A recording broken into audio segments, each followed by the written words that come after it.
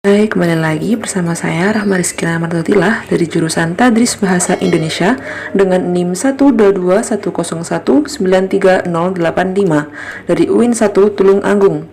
Nah, kali ini kita akan melanjutkan dengan materi teks cerita fantasi. Di sini tujuan pembelajarannya ada 3 poin. Yang pertama, mengidentifikasi struktur teks narasi atau cerita fantasi. Yang kedua, mengidentifikasi struktur kebahasaan teks narasi atau cerita fantasi.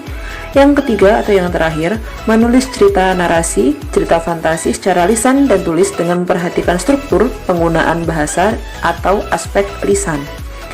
Nah, dari ketiga tujuan ini, baik kita akan melanjutkan materi tentang cerita fantasi. Apa aja sih yang ada di dalamnya? Yuk, kita belajar bersama-sama dan melanjutkan materi tentang teks cerita fantasi. Nah, kali ini materi yang dipelajari ada 3 poin ya. Yang pertama, struktur teks cerita fantasi, ciri atau kaidah kebahasaan teks cerita fantasi, langkah-langkah menulis teks cerita fantasi.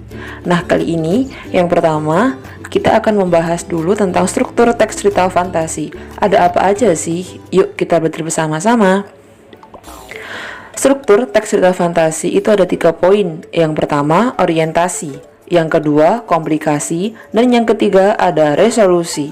Nah, dari ketiga poin ini harus mencakup semuanya di struktur teks cerita fantasi.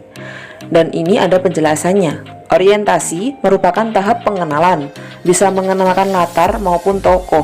Misalnya, di mana cerita itu terjadi, kapan cerita itu terjadi, siapa pelaku dalam cerita. Nah, selanjutnya setelah orientasi ada komplikasi. Apa sih komplikasi? Komplikasi pada bagian ini mulai timbul masalah. Tokoh mengalami konflik, baik konflik yang berhadapan dengan kekuatan alam, antar tokoh, atau dengan diri sendiri. Nah, setelah komplikasi, ini selanjutnya strukturnya ada resolusi. Resolusi merupakan tahap penyelesaian masalah. Nah, dalam ketiga poin ini harus mencakup di struktur cerita fantasi. Selanjutnya, materi selanjutnya yang akan kita bahas adalah kaidah kebahasaan teks cerita fantasi. Ada apa aja sih? Yuk kita bahas. Dalam kaidah itu pertama ada penggunaan kata ganti.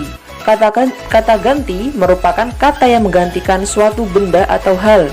Contohnya, kata aku, mereka, dia, atau bisa dengan nama, Erza, Doni, dan sebagai berikut.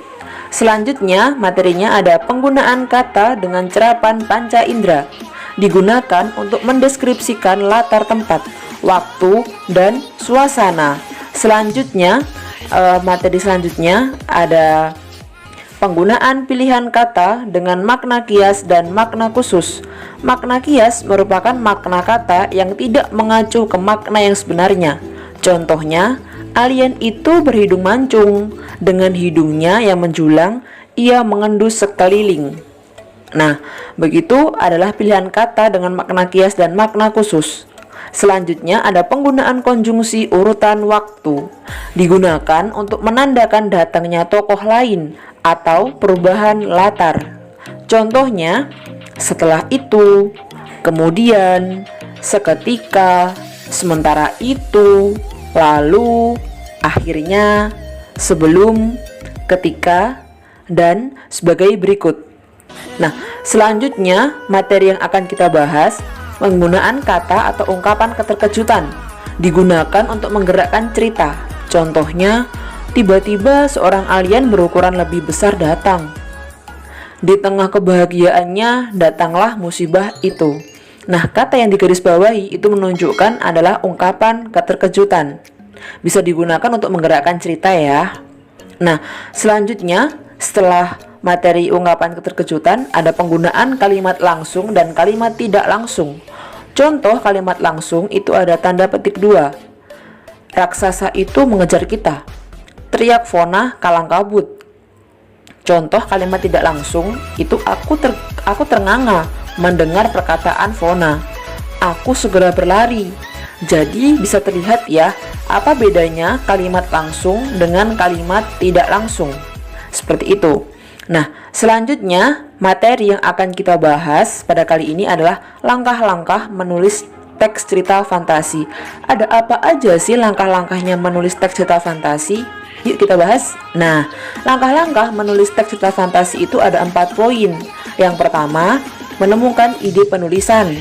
Yang kedua, menggali ide cerita fantasi melalui membaca. Poin yang ketiga itu membuat rangkaian peristiwa. Poin yang keempat itu mengembangkan cerita fantasi. Ke dalam 4 poin ini harus memenuhi ya untuk menulis teks cerita fantasi. Nah, terima kasih. Video kali ini semoga bermanfaat.